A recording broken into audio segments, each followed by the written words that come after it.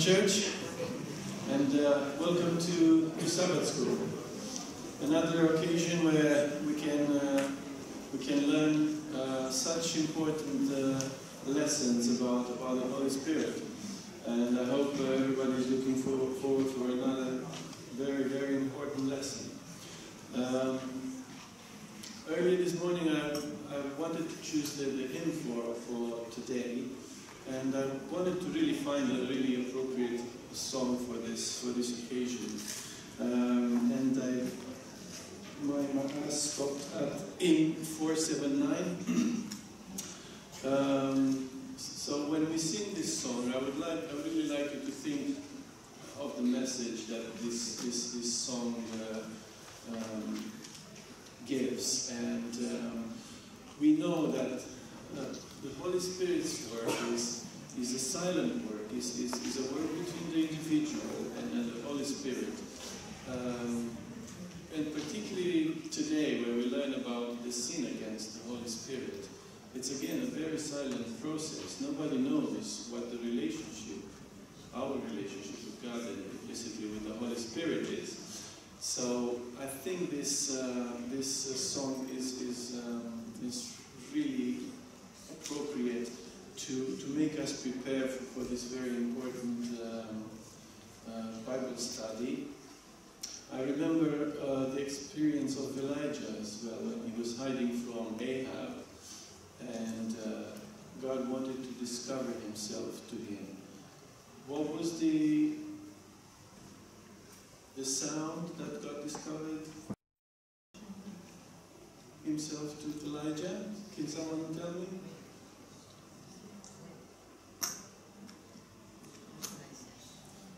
Louder? Yes, pretty similar. Something pleasant to hear, something that brings peace to the soul. So, therefore, for the opening hymn, let's all stand and sing hymn 479. Tread softly.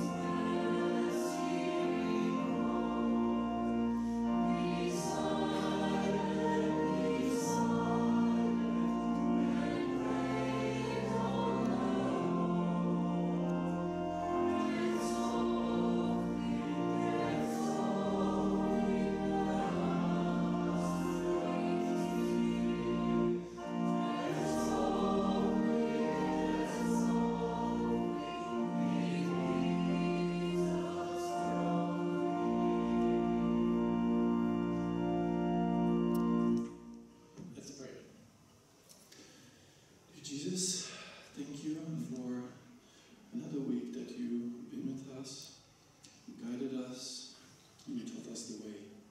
Thank you for another opportunity in the Sabbath that we can learn about the Holy Spirit, about the ways that He can lead us to you. Please bless this time in each group, in each class.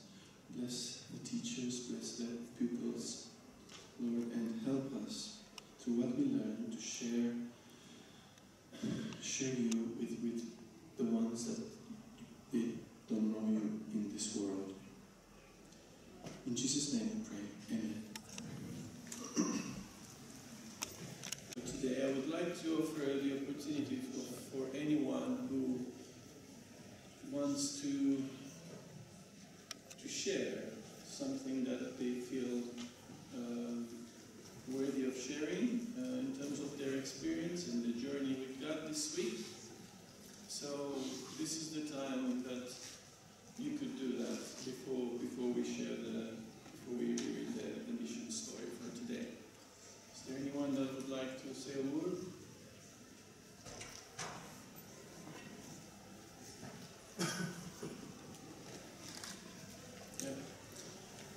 And I will share with you the mission story that comes from Croatia this time. It's about a gentleman called Newbold who had to stand up for his faith at the tender age of 7. In Yugoslavia, school was obligatory every Saturday. Although young, Newbold determined not to attend school on the Sabbath, and after missing 2 Saturdays in a row, the first grader was confronted by a special commission set up to interrogate him. Coming to his classroom, the group of 5 officials dismissed all of the class except for Newbold. Standing alone, the 7-year-old bravely faced the school director, 2 teachers, and 2 uniformed police officers, one of whom was the regional director of the secret police. "Why aren't you attending school on Saturday?" they interrogated again. "Because I believe in God, and according to the 4th commandment of His law, I'm not to be in school on the Sabbath. This is why I'll be in church every Sabbath, not in school," Newbold replied. "You'll be expelled from school, and you'll have no further opportunities to receive an education," the man glared. Newbold's response came quickly. "I'll be in church anyway, because God is first in my life." "So what do you do at your church?" the interrogator continued. "We read the Bible, sing songs, and pray." "Sing us a song," the group demanded. So Newbold sang a hymn and prayed a simple prayer, thanking the Lord for the opportunities given, for health, for the government, and to direct the commission properly and honestly. Following his prayer, Newbold was asked if his father had told him not to go to school. "No," Newbold answered honestly. If the answer had been yes, his father would have gone immediately to prison. Knowing his son could be interrogated, Newbold's father had never told him not to attend school. The commission was silent for a few moments. Then abruptly Newbold was told, "You will be informed whether or not you will stay in school." Newbold hurried home to tell his parents what had happened. Not surprised, they knew what my decision would be, he recalls. No directive came from the commission, so Newbold continued attending school, except on Sabbath. Upon completing primary school, Newbold wasn't able to continue his education because of his firm decision to keep the Sabbath. So at age 15, he started working full-time with his father and on their farm. But God had other plans for Newbold. He remembers well the day he learned that there would be a Seventh-day Adventist secondary school and college in his own country. A brother from the Yugoslavian Union came to visit my church and told us about this Adventist school that was going to be opening. We were delighted. The school in Marushevets opened in 1969 with 45 students. It was like a miracle to have the school, exclaims Naum. We were the first generation, the experimental generation. The staff read the book Education by Ellen White, and the education we received was the best. Since the school was not then accredited, the students had to pass all 17 subject exams given by the government at the end of every school year. It was a severe drill, Naum recalls, but at the end of the 4th year, we were scoring higher than the students from the state schools. We were considered to be the best school in what was then Yugoslavia. After graduating, Naum attended university in the city of Zagreb, where he studied French and Latin.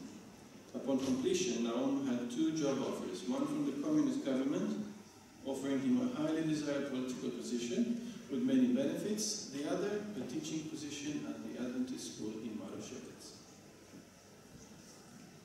In speaking with the government officials, Naum said, "You know I'm an Adventist. I'll go to church every Sabbath. Why are you inviting me for this position?" "Because we need honest people in politics. They are rare," came the surprising response. "We need people with principles." "Thank you," Naum replied, "but I've accepted a job at the school in Marushevets." For many years, Naum faithfully served the students at Marushevets, not only by teaching them French and Latin, but eternal values. God and salvation, these were the first things I wanted my students to learn. After that comes knowledge and accepting the obligations in life, to take life seriously. We're not playing at life. Times are serious. Today, with the majority of students coming from non-Adventist, even atheistic homes, Naum sees Marushevets as even more of a mission field. There is a reason why our school should stay and develop, he says. The exceptional possibility to witness for the truth is here. How could you ever, anywhere in the world, put together 200 non-Adventists who are learning about God every evening, every Sabbath, every day? An amazing experience shared by Naum. I'm quite very familiar with the story because I come from the same part of the world, let's say, and I was educated in the one of the communist countries. Education has flourished. Adventist education has flourished after the fall of the communists. And yes, Adventist schools are very well regarded. The high school in Bucharest, for example, from Romania, where I come from, is the best high school in the capital city with 100% pass rate for baccalaureate students. So our flag, our Adventist flag, sits high in terms of education and preparing young minds to serve the Lord in this world. Amen. Now it's time for our Bible study, the sin against the Holy Spirit, a very important lesson.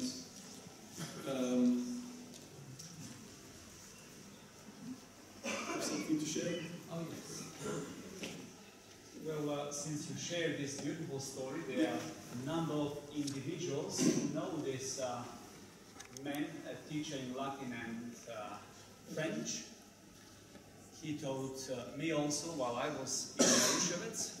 And by the way, yesterday it was his funeral. This brother was very faithful, but in the last decade or more, he was suffering from diabetes and heart failure. So yesterday it was his funeral in Marushevets. What I wanted to know, those who don't know. Thank you. Thank you for sharing with us, brother. The sad story, but I hope his crown is already in heaven. Thank you for sharing that with us. Let's go to our classes now. We all know our classes. There's lots of classes around the campus.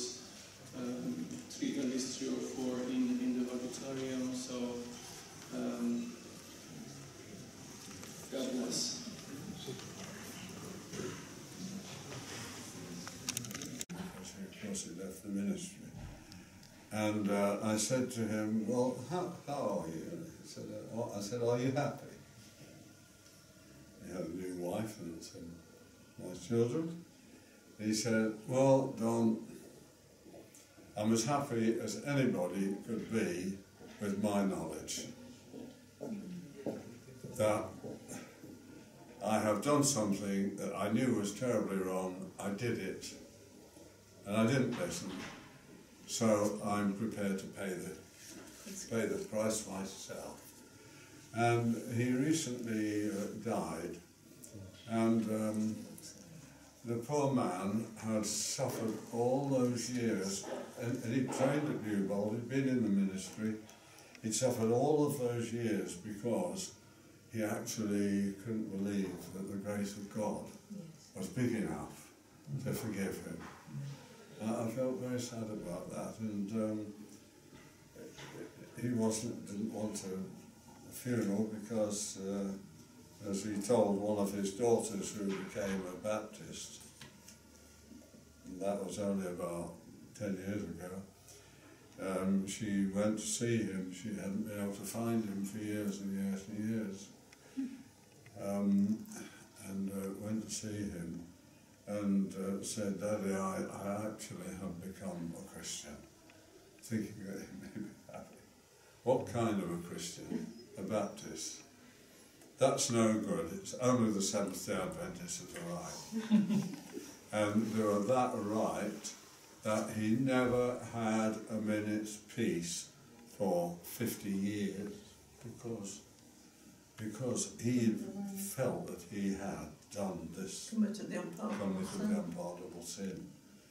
And he suffered for it until he died.